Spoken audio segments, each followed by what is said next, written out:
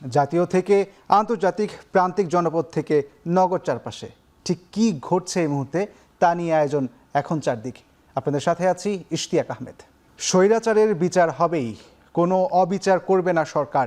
জুলাই জাতীয় সম্মেলনের স্মরণসভায় কথা বলেন প্রধানমন্ত্রী তারেক রহমান। গত 17 বছর স্বৈরাচার বিরোধী লড়াইয়ে হতাহত সহ জুলাই গণঅভ্যুত্থানে হতাহতরা অবশ্যই রাষ্ট্রীয় মূল্যায়ন পাবেন বলেও মন্তব্য করেন তিনি। শনিবার রাজধানীর আগারগাঁওয়ে চীন মৈত্রী সম্মেলন কেন্দ্রে আয়োজিত জুলাই জাতীয় সম্মেলনে অংশ নিয়ে প্রধানমন্ত্রী বলেন, 17 বছর আগে বহু সহকর্মীকে সুস্থ সবল দেখে গেলেও দেশে ফিরে দেখেন তাদের অনেকে নিখোঁজ, কেউ মারা গেছেন, অনেকের অঙ্গহানি হয়েছে। স্বৈরাচার বিরোধী আন্দোলনে যারা প্রাণ দিয়েছেন তাদের মৃত্যুর জন্য দায়ীদের অবশ্যই বিচার হবে বলেও সাফ জানান প্রধানমন্ত্রী। জাতিকে দ্বিধা বিভক্ত না করে ঐক্যবদ্ধভাবে এগিয়ে নেওয়ার প্রত্যাশা জানান প্রধানমন্ত্রী।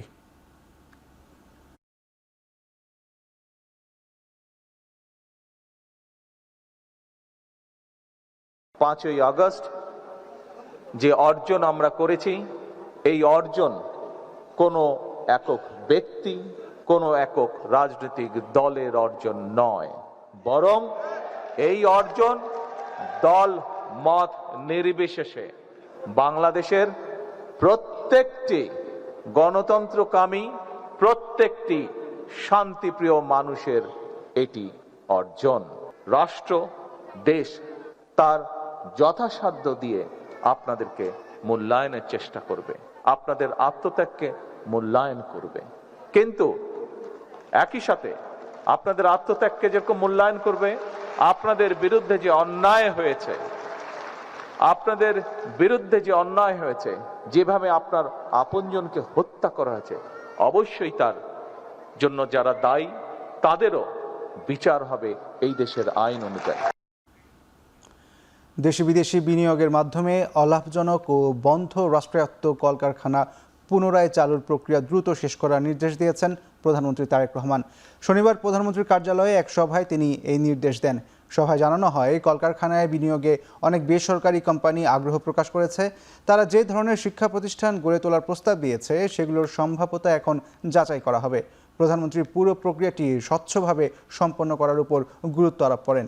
একই সঙ্গে অপ্রয়োজনীয় সময়ক্ষেপণ এড়িয়ে দ্রুত প্রক্রিয়া শেষ করার নির্দেশ দেন। বাণিজ্য, শিল্প এবং পাট ও বস্ত্রমন্ত্রী খন্দকার আব্দুল মুক্তাদির সহ সংশ্লিষ্ট মন্ত্রণালয়ের প্রতিনিধিরা এই সময় উপস্থিত ছিলেন।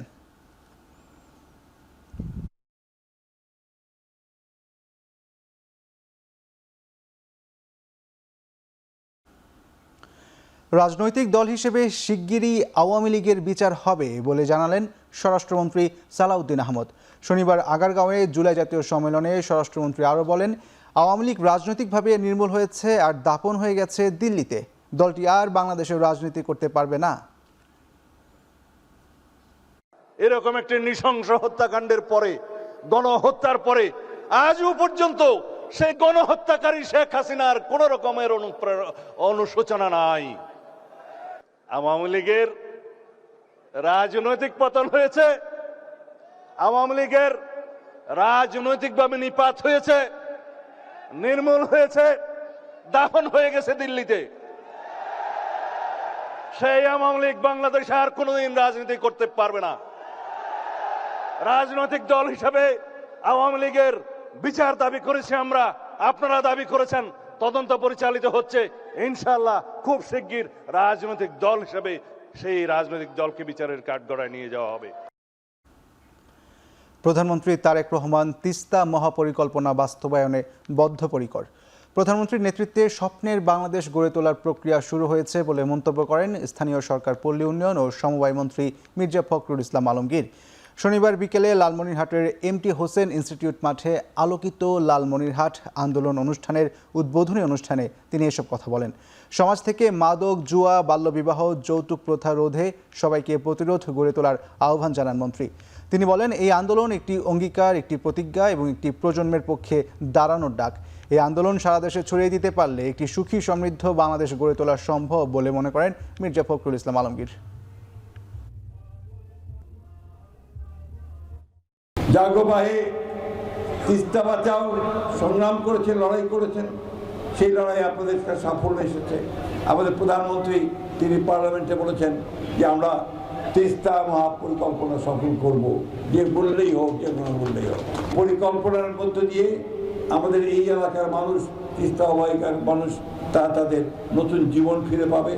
আর মাদককে যদি আমরা দূর করতে পারি, সামাজিক যে অন্ধকারগুলো আছে সেগুলো যদি দূর করতে পারি, তাহলে নিশ্চয়ই আমরা সামনের দিকে এগিয়ে যেতে পারবো।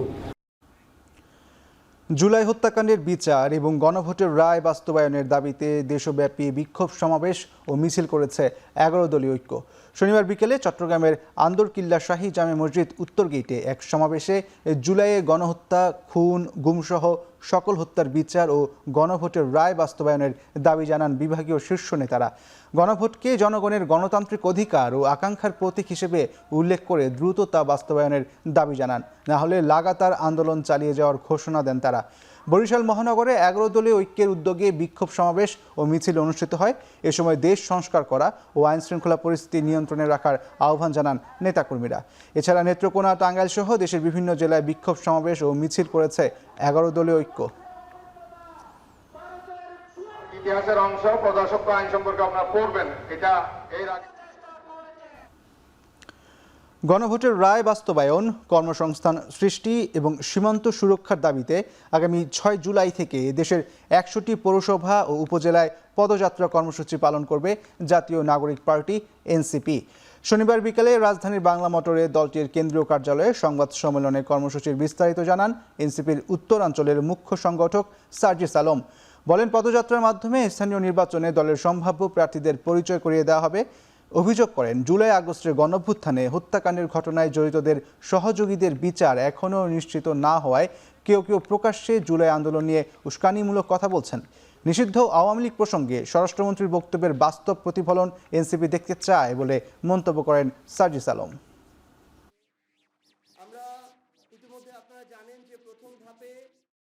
দেশ গড়তে জুলাই জাগরণ শীর্ষক মাসব্যাপী কর্মসূচি ঘোষণা করেছে জাতীয় নাগরিক পার্টি এনসিপি। এর অংশ হিসেবে জাতীয় নাগরিক পার্টি এনসিপি দেশ জুড়ে 64 জেলার 100টি উপজেলা ও পৌরসভায় গণভোট বাস্তবায়ন, কর্মসংস্থান ও সীমান্ত সুরক্ষার দাবিতে জুলাই পদযাত্রা 2026 আয়োজন করতে যাচ্ছে। অভিনেত্রী মেহের আফরোজ শাওন ও মাহিয়া মাহি সহ 3 নারীর বিরুদ্ধে শাহবাগ থানায় লিখিত অভিযোগ দায়ের হয়েছে। জুলাই আন্দোলনকে কটাক্ষ, সামাজিক যোগাযোগ মাধ্যমে অবমাননাকর মন্তব্য ও অপপ্রচারের অভিযোগে তাদের বিরুদ্ধে অভিযোগ আনা হয়। শনিবার সকালে শাহবাগ থানায় রাষ্ট্র সংলাপ ফোরাম নামে একটি সংগঠনের কয়েকজন তাদের বিরুদ্ধে অভিযোগ দায়ের করেন। অভিযোগে বলা হয়েছে, অভিযুক্তরা সামাজিক যোগাযোগ মাধ্যমে জুলাই আন্দোলনকে অবমাননা ও কটাক্ষ করে বিভিন্ন বক্তব্য ও পোস্ট করেছেন, যা জনমনে বিভ্রান্তির সৃষ্টি এবং আন্দোলনের চেতনাকে প্রশ্নবিদ্ধ করার চেষ্টা। এসব বিষয়ে তদন্ত করে আইনি ব্যবস্থা নেওয়ার আবেদন জানানো হয়েছে। পরে অভিযোগটি ঢাকা মেট্রোপলিটন পুলিশের সাইবার ক্রাইম ইউনিটে পাঠানো হয়েছে বলে জানানো হয়।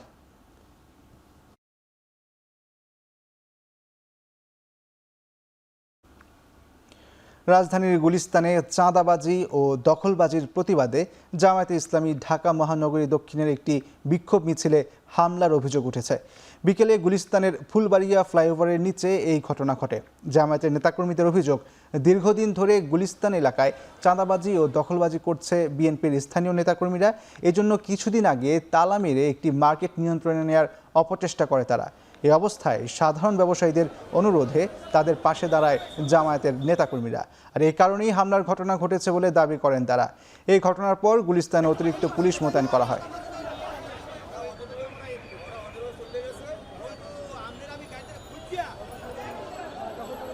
ওয়াটার পাম্পের রোটর এখন আরো উন্নত, ফলে অল্প সময়ে ওঠে অধিক পানি আর বিদ্যুৎ সাশ্রয় হয় 20% পর্যন্ত। আরএফএল ওয়াটার পাম্প, অন করলেই পানির তুফান। চীনা ব্যবসায়ীরা দেশে বিনিয়োগে আগ্রহী। বিনিয়োগের সহায়ক পরিবেশ তৈরিতে সরকার তাদের সব ধরনের সহযোগিতা করবে বলে জানিয়েছেন অর্থমন্ত্রী আমির খসরু মাহমুদ চৌধুরী। শনিবার সকালে চট্টগ্রামের বন্দর এলাকায় ঈশান মিস্ত্রি হাট সড়ক সংস্কার কাজ পরিদর্শন শেষে কথা জানান তিনি।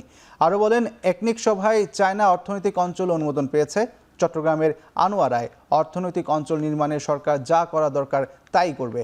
অর্থনৈতিক কর্মকাণ্ড গতি পেলে চট্টগ্রাম বাস্তবিক অর্থেই বাণিজ্যিক রাজধানী হয়ে উঠবে বলেও প্রত্যাশা ব্যক্ত করেন মন্ত্রী। এখানকার বন্দর, অর্থনৈতিক অঞ্চল ও ফ্রি জোনগুলো চালু হলে এই অঞ্চলের চেহারা পাল্টে যাবে বলেও জানান মন্ত্রী। চাইনিজরা তো বড় আকারে বিনিয়োগের জন্য এগিয়ে আসছে, তো তাদেরকে তো জায়গা দিতে হবে। তো এটার কাজ শুরু হয়ে যাবে, বিনিয়োগ করবে। ওর পাশে আবার ফ্রি জোন করা হয়েছে, ফ্রি জোনের কাজ শুরু হবে। যে লজিস্টিক্যাল হাবের কথা আমরা বলে আসছি চট্টগ্রামকে, এগুলোর মাধ্যমে আমরা ইনশাআল্লাহ করতে পারবো, অসুবিধা নাই। লজিস্টিক্যাল হাব হয়ে গেলে, পোর্টগুলো হয়ে গেলে, চাইনিজ জোন, কোরিয়ান জোন সব মিলে চট্টগ্রামে যে সম্ভাবনা রেখে যে আমরা এটাকে সঠিক রূপ দিতে পারবো। নতুন বাজেটে বর্তমান সরকার সবচেয়ে বেশি গুরুত্ব দিয়েছে জীবনমান উন্নয়নে। সেজন্য বাজেটে শিক্ষা ও স্বাস্থ্য খাতকে বেশি গুরুত্ব দেওয়া হয়েছে বলে জানিয়েছেন বাণিজ্যমন্ত্রী খন্দকার আব্দুল মুক্তাদির। শনিবারের সকালে সিলেট মেডিকেল বিশ্ববিদ্যালয়ের সম্মেলন কক্ষে এক পর্যালোচনা সভায় তিনি কথা জানান। বাজেটে খাতওয়ারি বরাদ্দের শতভাগ ব্যবহারের চেষ্টা থাকবে বলেও জানান বাণিজ্যমন্ত্রী। দুইটা ফেজ, একটা হচ্ছে মানে মাস্ট রিকোয়ারমেন্ট, আরেকটা হচ্ছে এটা আইডিয়াল রিকোয়ারমেন্ট। এই দুইটা ক্যাটাগরি নিয়ে আমরা কাজ করব, যাতে আশু কিছু নিয়ে আসতে পারি এবং নিয়ার টার্মে বাদবাকিগুলি ফুলফিল করতে পারি। যে বরাদ্দই আছে সেটার পুরোপুরি বরকত যেন পাই, সেটার জন্য আমরা সমন্বিতভাবে চেষ্টা করব। এখন চারদিকে নিচ্ছে একটি বিরতি, ফিরছে একটু পরেই।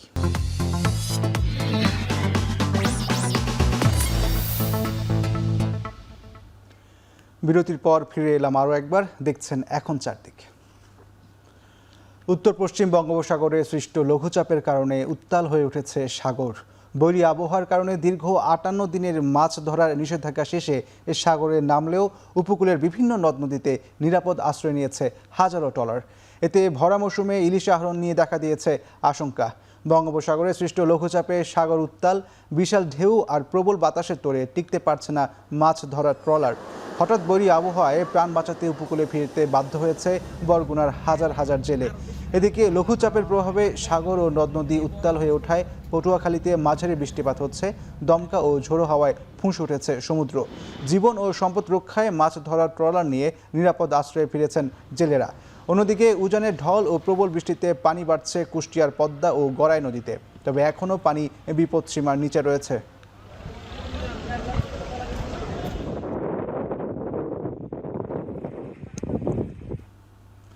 এদিকে আবহাওয়া অফিস জানিয়েছে, উত্তর পশ্চিম বঙ্গোপসাগরে সুস্পষ্ট লঘুচাপের কারণে উপকূলীয় এলাকায় আজ থেকে বৃষ্টিপাত শুরু হবে। এছাড়াও দেশের বিভিন্ন স্থানেও হালকা থেকে মাঝারি বৃষ্টি হতে পারে। অন্যদিকে রাজশাহী, পাবনা, নীলফামারী, পঞ্চগড়, কুড়িগ্রাম, ফেনী এবং চুয়াডাঙ্গার উপর দিয়ে মৃদু তাপপ্রবাহ বয়ে যাচ্ছে। একটা লঘুচাপ ছিল, সেটা আজকে সকালে সুস্পষ্ট লঘুচাপে পরিণত হয়েছে এবং এটা মেইনলি উড়িষ্যা, ওয়েস্ট বেঙ্গল কোস্টের উপর দিয়ে আগামী 3 দিনে উপকূল অতিক্রম করবে, মানে উপকূলের আশেপাশে থেকে অতিক্রম করবে। তো এটা আছে আমাদের দেশের যেদিকে আসার সম্ভাবনা খুব কম, কিন্তু যেহেতু আমরা এই সিস্টেমের ডান পাশে রয়েছি, ফলে কিছুটা এফেক্ট আমাদের উপরেই পড়বে এবং মোটামুটি আমাদের উপকূলীয় এলাকায় বায়ুচাপের তারতম্য থাকবে, উইন্ড থাকবে, রোলিং হবে। চাঁপাইনবাবগঞ্জের শিবগঞ্জের চকপাড়া সীমান্তে বিএসএফের পুশিনের প্রচেষ্টা গ্রামবাসীর যৌথ তৎপরতায় প্রতিহত করেছে বিজিবি। শুক্রবার রাত 11টার দিকে উপজেলার চকপাড়া সীমান্তে এই ঘটনা ঘটে। স্থানীয়রা জানায়, চকপাড়া বিওপির সামনের সীমান্ত এলাকায় বিএসএফ আলো নিভিয়ে 12 ব্যক্তিকে বাংলাদেশে ঠেলে পাঠানোর চেষ্টা করে। পরে খবর পেয়ে বিজিবি দ্রুত ঘটনাস্থলে যায়। এ সময় বিজিবির সাথে স্থানীয় গ্রামবাসীও পুশিন ঠেকাতে যোগ দেয়। পরে শনিবার ভোর 4:30টার দিকে বিএসএফ ঠেলে পাঠানোদের ভারতের মালদা হোল্ডিং সেন্টারে নিয়ে যাওয়া হয়। এ তথ্য নিশ্চিত করেছেন মহানন্দা ব্যাটালিয়ন 59 বিজিবির অধিনায়ক লেফটেন্যান্ট কর্নেল মোহাম্মদ তাজুল ইসলাম চৌধুরী। বাসাবাড়ির বর্জ্য অপসারণে অতিরিক্ত অর্থ আদায় ও অনিয়ম করলে ঠিকাদারদের টেন্ডার বাতিলের হুঁশিয়ারি দিলেন ঢাকা দক্ষিণ সিটি কর্পোরেশনের প্রশাসক মোহাম্মদ আব্দুস সালাম। শনিবার সকালে রাজধানীর শান্তিনগর বাজারে ক্লিনিং ডে কর্মসূচিতে কথা বলেন তিনি। বলেন, বাসাবাড়ি থেকে নিয়মিত বর্জ্য অপসারণ না করা এবং অতিরিক্ত অর্থ আদায়ের অভিযোগ পাওয়া যাচ্ছে। অভিযোগ প্রমাণিত হলে সংশ্লিষ্ট ঠিকাদারদের বিরুদ্ধে ব্যবস্থা নেওয়া হবে এবং ভবিষ্যতে তাদের কার্যাদেশ বাতিল করা হবে। ডিএসসিসি প্রশাসক আরও বলেন, মার্কেট ও হকারদের নির্ধারিত সময়ের মধ্যে নির্দিষ্ট স্থানে বর্জ্য ফেলতে হবে। ডেঙ্গু পরিস্থিতি নিয়ে প্রশাসক জানান, দক্ষিণ সিটির বিভিন্ন ওয়ার্ডে পরিচালিত জরিপে প্রায় 60 থেকে 65% বাসাবাড়িতে এডিস মশার লার্ভা পাওয়া গেছে। তাই মশক নিয়ন্ত্রণে নতুন ওষুধ ও লার্ভানাশক ট্যাবলেট ব্যবহার করা হচ্ছে।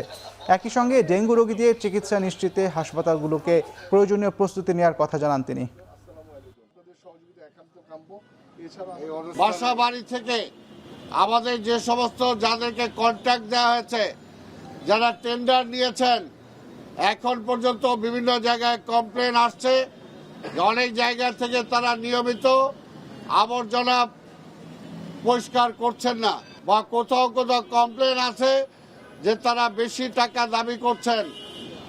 আমি পরিষ্কার বলে দিতে চাই এবং সাংবাদিক ভাই সহ জনগণকেও বলতে চাই, যদি আমরা দেখি যে আমাদের এই সিস্টেমটা ওয়ার্ক করছে না, তারা জবরদস্তি করছে, তারা নিয়মিত নিচ্ছে না, তাহলে আগামী টেন্ডার আমরা এইভাবে এই প্রসেসে আমরা কোনো টেন্ডার করব না। কোনো ব্যক্তি, গোষ্ঠী, জাতি বা মতাদর্শের পক্ষে সমগ্র বিশ্বে আধিপত্য প্রতিষ্ঠা করা যেমন বাস্তবসম্মত নয়, তেমনি এটি গণতন্ত্রের পরিপন্থী। তাই বর্তমান বৈশ্বিক প্রেক্ষাপটে শান্তিপূর্ণ সহাবস্থানের জন্য তথ্য প্রবাহ এবং মুক্ত বুদ্ধিচর্চা অপরিহার্য বলে মন্তব্য করেছেন তথ্যমন্ত্রী জহিরুদ্দিন স্বপন। শনিবার বৈশ্বিক গবেষণা, সংলাপ ও জ্ঞান চর্চার আন্তর্জাতিক প্ল্যাটফর্ম আল উম্মাহ জার্নাল ও ওয়েবসাইটের উদ্বোধনী অনুষ্ঠানে তিনি এসব কথা বলেন। বৈচিত্র্যকে ধারণ করার নীতির সঙ্গে সামঞ্জস্যপূর্ণ, যে যার জায়গা থেকে তার কথা বলবেন এবং আমরা সুস্থভাবে সেই কথাগুলিকে বিনিময় করব। এর মধ্য দিয়েই দেশের মানুষ, অঞ্চলের মানুষ এবং বিশ্বের মানুষ তাদের সঠিক পথ খুঁজে বের করবেন। কোনোভাবেই একটি নির্দিষ্ট চিন্তা অথবা একটি নির্দিষ্ট দর্শনের একক আধিপত্য কোনো সমাধান হতে পারে না। আবার সকল মত বিনিময়ের একটি সুস্থ সংস্কৃতি না থাকলে পরে আমরা গণতান্ত্রিক সংস্কৃতি প্রতিষ্ঠা করতে পারবো না। কৃষি পণ্যের ন্যায্য মূল্য নিশ্চিত ও জরুরি পরিস্থিতি সামাল দিতে প্রতি 2টি ইউনিয়ন মিলে একটি করে কোল্ড স্টোরেজ নির্মাণ করা হবে বলে জানিয়েছেন কৃষি, মৎস্য ও প্রাণী সম্পদ মন্ত্রী আমিনুর রশিদ। শনিবার চট্টগ্রাম সার্কিট হাউসে কৃষি, মৎস্য ও প্রাণী সম্পদ অধিদপ্তরের কর্মকর্তাদের সাথে মতবিনিময় সভায় তিনি কথা জানান। এসব কোল্ড স্টোরেজ সৌর বিদ্যুৎ দ্বারা চালিত হবে বলেও জানান তিনি। হাওরে ফসলের ক্ষতি কমাতে আগাম জাতের ধান উদ্ভাবনে গবেষণা এবং পানিতে ডুবে থাকা ধান কাটতে উন্নত মানের যন্ত্রপাতি কেনার কথাও উল্লেখ করেন তিনি। ইলিশের উৎপাদন কমে যাওয়া প্রসঙ্গে মন্ত্রী বলেন, নদীতে নাব্য সমস্যাসহ বিভিন্ন কারণে কমেছে ইলিশের উৎপাদন। জাটকা নিধন বন্ধে বিভিন্ন প্রকল্প গ্রহণের পাশাপাশি মৎস্যজীবীদের বছরব্যাপী সহযোগিতা ও কোস্টগার্ডের নজরদারি বাড়ানোর কথাও জানান মন্ত্রী। এছাড়া চট্টগ্রামের ফিশারি ঘাটে মৎস্য অবতরণ কেন্দ্র রাজনৈতিক দলের নেতাকর্মীদের দখল করার বিষয়টি খতিয়ে দেখে আইনগত ব্যবস্থা নেওয়ার আশ্বাস দেন কৃষিমন্ত্রী। যেখানে যেটা উৎপাদন হবে ওই ইউনিয়নেই তার একটা কোল্ড স্টোরেজ থাকবে, মিনি কোল্ড স্টোরেজ। গভর্নমেন্ট এটা ফ্রি অফ কস্ট ডেলিভারি করছে। ওইখানে একটা সমিতি থাকবে, তারা কাজ হবে এটা মেনটেন করা, এবং ওইটা রান করবে সোলার পাওয়ারে। তাহলে ইলেকট্রিসিটি কস্ট অলমোস্ট নাথিং। রাত্রের জন্য একটা কানেকশন থাকবে, বাট পুরা কোল্ড স্টোরেজের এন্ড অফ দ্য মান্থ বিল আসবে 2,000 থেকে 2,500 টাকা। এটা শুধু ইমার্জেন্সি সাপোর্ট দেওয়ার জন্য। মাধ্যমিক বিদ্যালয়ে কারিগরি শিক্ষায় সরকারের সবচেয়ে বেশি অগ্রাধিকার থাকবে বলে জানিয়েছেন পানি সম্পদ মন্ত্রী শহীদুদ্দিন চৌধুরী অ্যানি। শনিবার দুপুরে লক্ষ্মীপুরের চন্দ্রগঞ্জ উপজেলার প্রতাপগঞ্জ উচ্চ বিদ্যালয়ের বার্ষিক ক্রীড়া প্রতিযোগিতায় পুরস্কার বিতরণী অনুষ্ঠানে তিনি এই কথা বলেন। এ সময় তিনি আরও জানান, পাইলট প্রোগ্রাম হিসেবে প্রাইমারি স্কুলে সরকার মিড ডে ফুড চালু করেছে। হাই স্কুলে আমরা কারিগরি শিক্ষার প্রতি নজর দিয়েছি। জেনারেলি পড়ালেখার পাশাপাশি কারিগরি শিক্ষার প্রতি আমাদের থাকবে সবচেয়ে বেশি প্রায়োরিটি। আর আমাদের কিছু উপবৃত্তির ব্যবস্থা আছে, সেই উপবৃত্তি আমি আশা করতেছি আমাদের এই স্কুলে যেন সবাই পায়। ম্যাক্সিমাম বৃত্তি পাওয়ার একটা নিয়ন্ত্রণ আছে, সেদিকে আমি বিশেষ নজর রাখবো। নির্বাচনী ইশতেহার অনুযায়ী সমবায়কে অগ্রাধিকার দিয়ে কাজ করছে বর্তমান সরকার। এই অর্থ বছরেই সারা দেশে 41 লক্ষ ফ্যামিলি কার্ড ও 43 লক্ষ কৃষক কার্ড দেওয়া হবে বলে জানিয়েছেন এলজিআরটি প্রতিমন্ত্রী মীর শাহে আলম। শনিবার দুপুরে 104তম আন্তর্জাতিক সমবায় দিবস উপলক্ষে অনুষ্ঠানে এই কথা বলেন তিনি। প্রতিমন্ত্রী আরও বলেন, প্রধানমন্ত্রী তারেক রহমান ফ্যামিলি কার্ড ও কৃষক কার্ডের মাধ্যমে হতদরিদ্র মানুষের জীবন পরিবর্তনের সিদ্ধান্ত নিয়েছেন। আগামী 4 বছরে 2,70,00,000 কৃষক কার্ড ও 4 কোটি ফ্যামিলি কার্ড দেওয়া হবে বলে জানান তিনি। এ সময় সিলেটের প্রান্তিক পর্যায়ের চা শ্রমিকদের ন্যায্য মজুরির জন্য সমবায় মন্ত্রণালয়ের পক্ষ থেকে কারখানা স্থাপনের প্রতিশ্রুতি দেন এলজিআরডি প্রতিমন্ত্রী।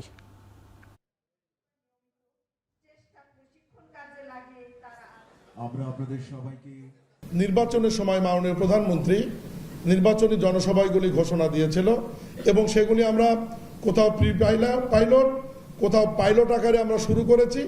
সেই কর্মসূচির মধ্যে উল্লেখযোগ্য হচ্ছে পরিবারের নারী প্রধান এবং গৃহকর্তীদের জন্য ফ্যামিলি কার্ড, কৃষকদের জন্য কৃষক কার্ড, হেলথ কার্ড, কর্মসংস্থান, শিক্ষা। গাজীপুরের শ্রীপুরে সড়ক নির্মাণ কাজে কোনো অনিয়ম হয়নি বলে দাবি করেছেন স্থানীয় সরকার প্রতিমন্ত্রী মীর শাহে আলম। শনিবার বিকেলে রাজাবাড়ী ইউনিয়নের সুতি নদীর পাড়ে ধসে যাওয়া একটি সড়ক পরিদর্শন করে এই মন্তব্য করেন তিনি। শ্রীপুরে প্রায় 9 কোটি টাকা ব্যয়ে নির্মিত সড়ক নির্মাণের কয়েক মাসের মধ্যেই ধসে পড়ে। বিষয়টি নিয়ে সমালোচনার মধ্যেই ক্ষতিগ্রস্ত সড়ক পরিদর্শন করেন প্রতিমন্ত্রী। তিনি দাবি করেন, নির্মাণ কাজে অনিয়ম নয়, বরং রাস্তার এক পাশে কবরস্থান এবং অন্য পাশে ধান শুকানোর কারণে ভারসাম্যহীন হয়ে চাপ সৃষ্টি হওয়ায় কিছু অংশ দেবে গেছে। দ্রুত ক্ষতিগ্রস্ত অংশ মেরামতের আশ্বাস দেন প্রতিমন্ত্রী। আমরা সয়েল টেস্ট করিয়েছি, প্রকল্প পরিচালক ইতিমধ্যেই বলেছে, এবং আগামী 2-1 দিনের মধ্যেই আমরা নতুন করে কাজটি শুরু করে সয়েলের বিষয়টি মাথায় নিয়ে টেস্টের রেজাল্টটি নিয়ে এখন এমনভাবে নির্মাণ করা হবে যাতে গাড়ি চাপিয়ে যদি যায় বা ভারী যানবাহনও যদি চলাচল করে রাস্তাটি ভবিষ্যতে আর ক্ষতিগ্রস্ত হবে না। মাদক ব্যবসায়ী যত প্রভাবশালী হোক না কেন, এমনকি দলীয় হলেও কোনো আপোষ করা হবে না বলে হুঁশিয়ারি দিয়েছেন বিদ্যুৎ জ্বালানি প্রতিমন্ত্রী অনিন্দ ইসলাম অমিত। শনিবার দুপুরে যশোর সদর উপজেলার চূড়ামনকাটিতে একটি সড়কের উদ্বোধন শেষে এ কথা বলেন তিনি। প্রতিমন্ত্রী বলেন, সরকার নির্বাচনী প্রতিশ্রুতি অনুযায়ী গ্রামীণ জনপদে রাস্তাঘাট, ব্রিজ, কালভার্ট নির্মাণ ও সংস্কার কাজ শুরু করেছে। সড়ক উদ্বোধন শেষে প্রতিমন্ত্রী বৃক্ষরোপণ এবং খাল পুনঃখনন কাজ পরিদর্শন করেন। পরিচিত জনের মধ্যে, আত্মীয় স্বজনের মধ্যে আমাদের কেউ মাদক ব্যবসায় জড়াচ্ছে কিনা, আমি আপনাদেরকে একটি কঠোর বার্তা দিতে চাই। আমরা প্রশাসনকে বলেছি, কেউ যদি মাদক ব্যবসায় জড়ায়, সে যত প্রভাবশালী হোক, তার কিন্তু এই সমাজে থাকবার সুযোগ হবে না। অর্থনীতির চাকা গতিশীল করতে প্রান্তিক কৃষকদের স্বাবলম্বী করা হচ্ছে বলে জানিয়েছেন মৎস্য ও প্রাণী সম্পদ প্রতিমন্ত্রী সুলতান সালাউদ্দিন টুকু। শনিবার বিকেলে টাঙ্গাইলে নবনির্মিত জেলা প্রাণী সম্পদ দপ্তরের ভবন উদ্বোধন শেষে এ কথা বলেন তিনি। বিএনপি সরকার গঠনের পর থেকেই দেশকে এগিয়ে নিতে কৃষক কার্ড, ফ্যামিলি কার্ড সহ বিভিন্নভাবে দেশের মানুষকে সহযোগিতা করছে বলেও জানান প্রতিমন্ত্রী। খামারিদের সঙ্গে আলোচনা করে পোলট্রি খাতের উন্নয়নে প্রয়োজনীয় পদক্ষেপ নিতে সংসদে আলোচনা করবেন বলে জানান তিনি। নৃগোষ্ঠী যারা দরিদ্র, হতদরিদ্র, তাদের মাঝে ছাগল বিতরণ করছে। তারা ছাগলটা পেলে যাতে করে লালন পালন করে তারা এটাকে নিজেদের অর্থনৈতিকভাবে স্বাবলম্বী করতে পারে। দায়িত্বে অবহেলা এবং দুর্নীতির অভিযোগ প্রমাণিত হলে বদলি বা ট্রান্সফার নয়, সরাসরি চাকরি থেকে অব্যাহতির হুঁশিয়ারি দিয়েছেন স্বাস্থ্য ও পরিবার পরিকল্পনা মন্ত্রী সর্দার সাখাওয়াত হোসেন।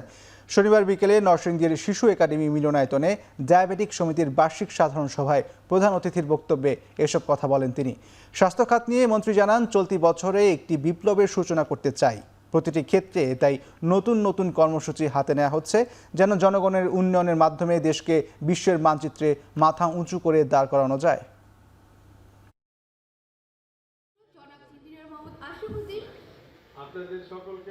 1 জুলাই থেকে আমাদের কিন্তু স্ক্রিনিং শুরু হচ্ছে।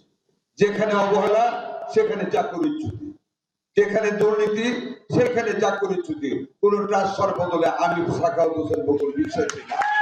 বাংলাদেশের প্রত্যেক মেডিকেল কলেজ হাসপাতালে আমরা রিমোট এরিয়ার মানুষের কথা চিন্তা করে কার্যক্রম গ্রহণ করেছি।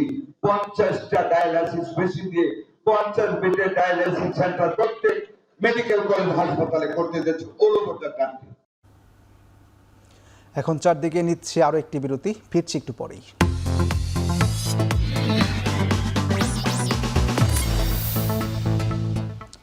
বিরতির পর ফিরে এলাম আরও একবার, দেখছেন এখন চারদিকে। রাজধানীর চকবাজারের হাজী আবুল বাশার সুপারমার্কেটের আগুন নিয়ন্ত্রণে এসেছে। ফায়ার সার্ভিসের 6টি ইউনিটের প্রায় 1.5 ঘন্টার চেষ্টায় আগুন নিয়ন্ত্রণে আসে। শনিবার দুপুর 1টার দিকে 8তলা মার্কেট ভবনের 3 তলার দোকানগুলোতে আগুন লাগে। খবর পেয়ে প্রথমে লালবাগ ফায়ার স্টেশনের 2টি ইউনিট ঘটনাস্থলে পৌঁছে আগুন নিয়ন্ত্রণের কাজ শুরু করে। পরে সিদ্দিক বাজার ফায়ার স্টেশনের আরও 4টি ইউনিট তাদের সাথে যোগ দেয়। ভবনটি প্লাস্টিক, ছাতা, ইলেকট্রিক সহ বিভিন্ন পণ্যের পাইকারি পণ্যের গুদাম হিসেবে ব্যবহৃত হতো। তবে আগুনের সময় এসব গুদামে তালা লাগানো ছিল। ফায়ার সার্ভিস জানায়, তদন্ত শেষে আগুন লাগার কারণ ও ক্ষয়ক্ষতির পরিমাণ জানা যাবে।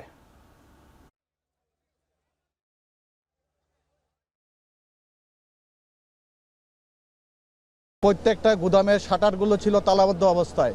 এই তালাগুলো আমাদেরকে খুলতে হয়েছে। অনেক চ্যালেঞ্জ ছিল এই আগুনটা নির্বাপন করতে, এবং সাথে সাথে এসে আমাদের সিদ্দিক বাজার ফায়ার স্টেশন থেকে আরও 4টে ইউনিট ঘটনাস্থলে এসে তাদের সাথে কাজে যোগ দেয়, এবং আমরা 1 ঘন্টা 45 মিনিটের ভিতরে আগুনটা সম্পূর্ণভাবে নিয়ন্ত্রণে নিয়ে আসতে পারি। এখন আমাদের ভিতরে কার্যক্রম চলমান অবস্থায় আছে। নারায়ণগঞ্জের সোনারগাঁয়ে আসামি ধরতে গিয়ে হামলার শিকার হয়েছেন 3 পুলিশ সদস্য সহ 4 জন। শনিবার দুপুরে উপজেলার সাতভাইয়াপাড়া এলাকায় এই ঘটনা ঘটে। আহত পুলিশ সদস্যরা হলেন সোনারগাঁ থানার উপপরিদর্শক সুরুজ্জামান, কনস্টেবল শাহিন এবং মাইনুল এবং পুলিশের সোর্স মাসুম মিয়া। এসআই সুরুজ্জামান জানান, উপজেলার বৈদ্যের বাজার ইউনিয়নের সাতভাইয়াপাড়ায় মহাসড়কে মোটরসাইকেল ও পিকআপ ভ্যান ছিনতাইয়ের ঘটনায় উদ্ধার অভিযান ও এক আসামি ধরতে যায় পুলিশ। এ সময় আসামি সাগর ও তার ভাই সজল দা দিয়ে এলোপাতাড়ি কুপিয়ে 3 পুলিশ সদস্য ও পুলিশের সোর্স মাসুমকে জখম করেন। খবর পেয়ে আরও পুলিশ সদস্যরা এসে তাদের উদ্ধার করেন। 3 পুলিশ সদস্যকে সোনারগাঁও উপজেলার স্বাস্থ্য কমপ্লেক্সে চিকিৎসা দেওয়া হয়। পুলিশের সোর্স মাসুমকে ঢাকা মেডিকেল কলেজ হাসপাতালে পাঠানো হয়েছে।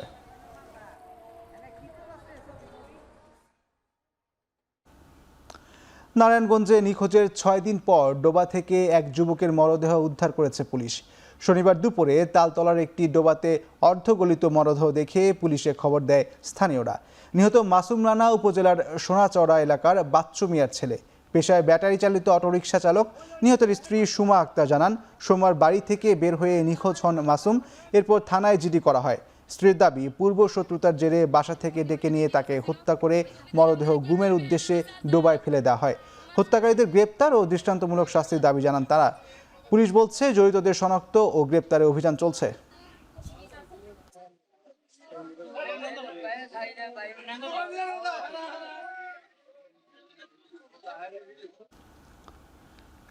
ঠাকুরগাঁওয়ে ট্রেনে কাটা পড়ে এক বৃদ্ধা নিহত হয়েছেন। শনিবার দুপুরে উপজেলার রেল স্টেশন এলাকায় এই ঘটনা ঘটে। পুলিশ জানায়, দুপুরে পঞ্চগড় থেকে ঢাকার উদ্দেশ্যে ছেড়ে যাচ্ছিল পঞ্চগড় এক্সপ্রেস ট্রেন। ট্রেনটি রুহিয়া স্টেশন অতিক্রম করার সময় রেললাইন পার হতে যাওয়া 70 বছরের বৃদ্ধা হবিজান বেগমকে ধাক্কা দেয়। এ সময় তার পা ছিন্ন বিচ্ছিন্ন হয়ে যায়। পরে স্থানীয় ও পরিবারের স্বজনেরা তাকে উদ্ধার করে ঠাকুরগাঁও হাসপাতালে নিয়ে গেলে চিকিৎসক মৃত ঘোষণা করেন। নিহত হবিজান বেগম রুহিয়া গণিমহেশপুর প্রধানপাড়া এলাকার মৃত সিরাজ উদ্দিনের স্ত্রী।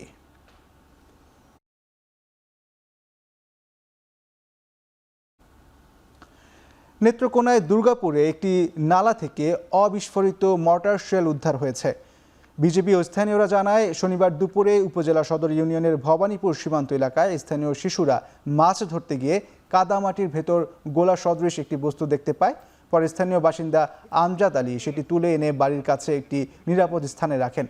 খবর পেয়ে ভবানীপুর বিওপির বিজিবি সদস্যরা মর্টার শেলটিকে উদ্ধার করে চারপাশে বালির বস্তা দিয়ে নিরাপত্তা বেষ্টনী তৈরি করে বোম্ব ডিসপোজাল ইউনিটের মাধ্যমে এটি ধ্বংসের প্রক্রিয়া চলছে বলে জানিয়েছেন নেত্রকোনা 31 বিজিবি ব্যাটালিয়নের অধিনায়ক লেফটেন্যান্ট কর্নেল তহিদুল বারী।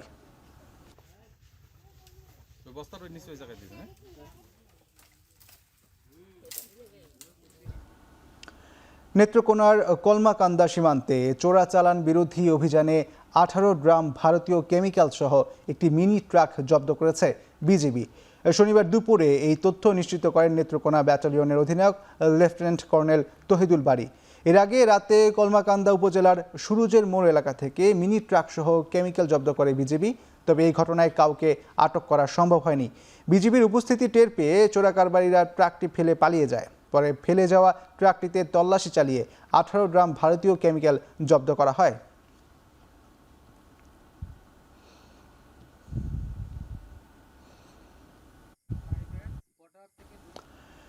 খুলনায় শিক্ষার্থীকে গুলির ঘটনায় এখনও কোনো মামলা দায়ের হয়নি। এই ঘটনায় জড়িত এখনও কাউকে শনাক্ত ও গ্রেপ্তার করতে পারেনি পুলিশ। আহতের পরিবার কারোর বিরুদ্ধে এখনও কোনো অভিযোগ করেনি বলে জানিয়েছে পুলিশ। পরিবার মামলা না করলে পুলিশই বাদী হয়ে মামলা করবে। শুক্রবার রাত 8:45টার দিকে নগরীর রূপসা বেড়িবাঁধ এলাকায় ইতি নামে 10ম শ্রেণীর এক স্কুল ছাত্রীকে গুলি করে পালিয়ে যায় দুর্বৃত্তরা। পায়ে গুলিবিদ্ধ অবস্থায় তাকে খুলনা মেডিকেল কলেজ হাসপাতালে নেওয়া হয়। এখনও সেখানে চিকিৎসাধীন রয়েছেন গুলিবিদ্ধ শিক্ষার্থী।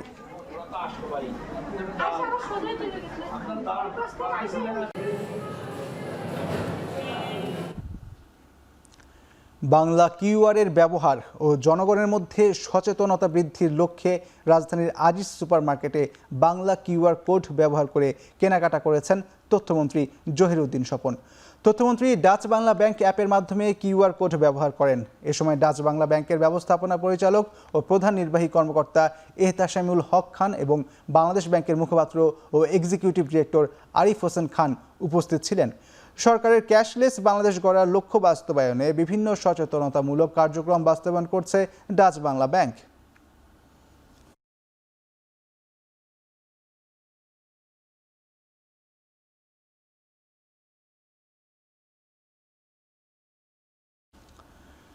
বর্ষার সুরে মুখরিত হলো ইস্পাহানি মির্জাপুর বর্ষা যাপন 2026।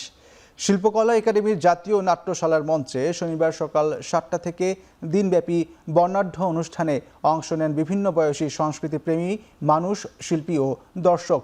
অনুষ্ঠানে নৃত্য, আবৃত্তি ও বিভিন্ন সাংস্কৃতিক পরিবেশনা বর্ষার আবহাওয়াকে আরও প্রাণবন্ত করে তোলে। শিল্পকলা একাডেমি প্রাঙ্গণে সৃষ্টি হয় এক অনন্য আনন্দ ঘন পরিবেশ। অনুষ্ঠানে দর্শনার্থীদের জন্য ছিল ইস্পাহানি মির্জাপুর চা ও বাহার স্টলে ঐতিহ্যবাহী নানা খাবারের আয়োজন। হাতের তৈরি বিভিন্ন স্বাদের পিঠা, পুলি, লুচি, হালুয়া। বাংলার ঐতিহ্য ও সংস্কৃতিকে লালন করার ধারাবাহিক প্রয়াসের অংশ হিসেবে ইস্পাহানি মির্জাপুরের অন্যান্য আয়োজনের মতো এবার বর্ষা যাপনের মাধ্যমে রীতিভিত্তিক সংস্কৃতিকে উদযাপন করছে।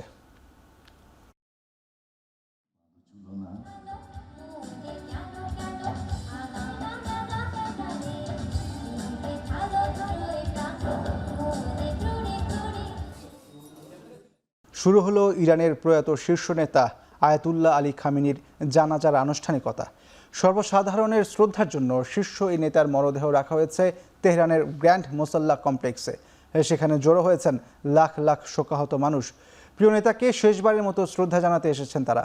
এ সময় যুক্তরাষ্ট্র ও ইসরায়েলের বিরুদ্ধে প্রতিশোধের স্লোগান দেন।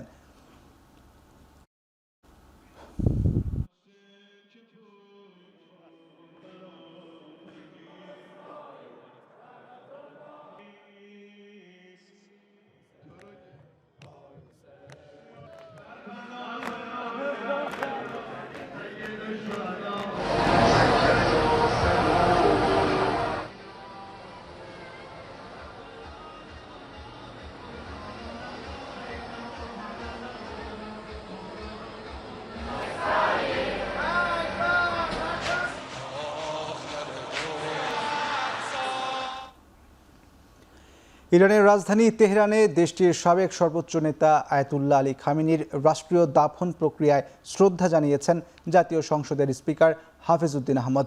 তেহরানের গ্র্যান্ড মোসাল্লায় আয়োজিত ভাবগাম্ভীর্যপূর্ণ এই অনুষ্ঠানে আয়াতুল্লাহ আলী খামেনির বিদেহী আত্মার জন্য দোয়া করেন স্পিকার। পরে সেখানে রাখা শোক বইয়ে স্বাক্ষর করেন তিনি। পরে ইরানের প্রেসিডেন্ট মাসুদ পেজেশকিয়ান সহ দেশটির উচ্চপদস্থ নেতাদের সঙ্গে সাক্ষাৎ করেন স্পিকার। বাংলাদেশ সরকার ও জনগণের পক্ষে শোকাহত ইরানি জাতির প্রতি সহমর্মিতা প্রকাশ করেন এবং শোক বার্তা পৌঁছে দেন। এর আগে স্পিকার হাফিজউদ্দিন আহমদ ইরানের পার্লামেন্টের স্পিকার মোহাম্মদ বাঘের গালিবাফের সঙ্গে দ্বিপক্ষীয় বৈঠকে অংশ নেন।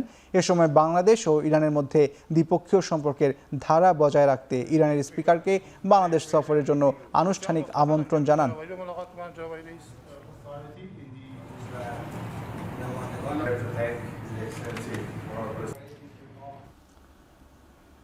তীব্র তাপপ্রবাহের কবলে ইউরোপের বেশিরভাগ অঞ্চল।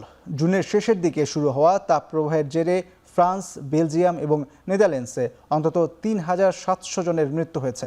আশঙ্কা করা হচ্ছে এই সংখ্যা আরও বাড়তে পারে। গেল ২০ থেকে ২৮ জুন ইউরোপের বেশ কিছু অঞ্চলে স্থায়ী হওয়া তাপপ্রবাহকে ইতিহাসের অন্যতম শক্তিশালী হিটওয়েভ বলছেন বিশেষজ্ঞরা। সপ্তাহ জুড়ে ফ্রান্স, জার্মানি, স্পেন সহ বিভিন্ন দেশে তাপমাত্রা 40 ডিগ্রি সেলসিয়াস ছাড়িয়ে গেছে।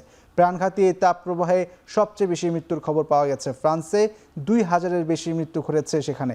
আর বেলজিয়ামে প্রায় ১২০০ জনের প্রাণহানি রেকর্ড করা হয়েছে। এদের মধ্যে ৪৫ থেকে ৮৫ বছর বয়সীদের সংখ্যাই বেশি। এমন প্রেক্ষাপটে জনস্বাস্থ্য সতর্কতা জারির কথা ভাবছে ক্ষতিগ্রস্ত দেশগুলো।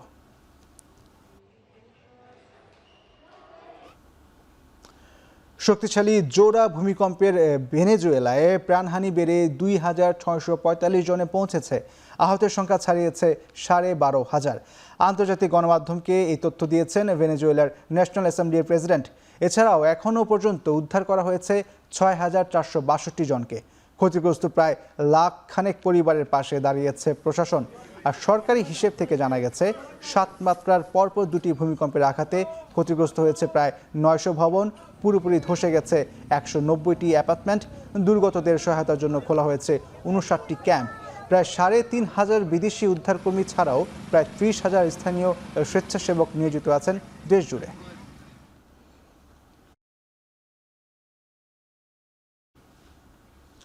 এখন চারদিকে নিচ্ছি আরেকটি বিরতি, ফিরছি একটু পরেই।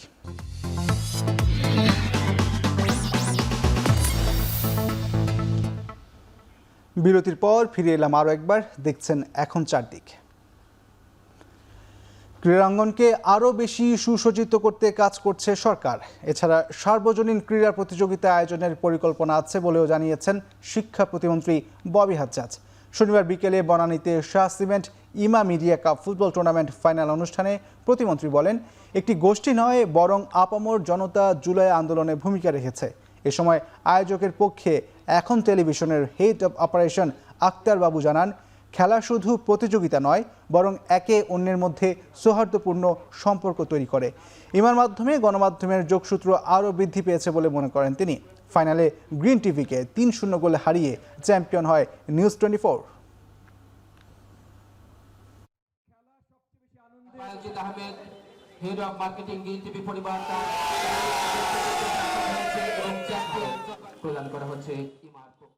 খেলা সবচেয়ে বেশি আনন্দের। এখানে আমরা সবাই মিলে একসাথে এক হতে পারি, আমরা কম্পিট করি, কিন্তু আমরা ইতিবাচক কম্পিটিশনে যাই, নেতিবাচক কোনো কম্পিটিশন এখানে হয় না।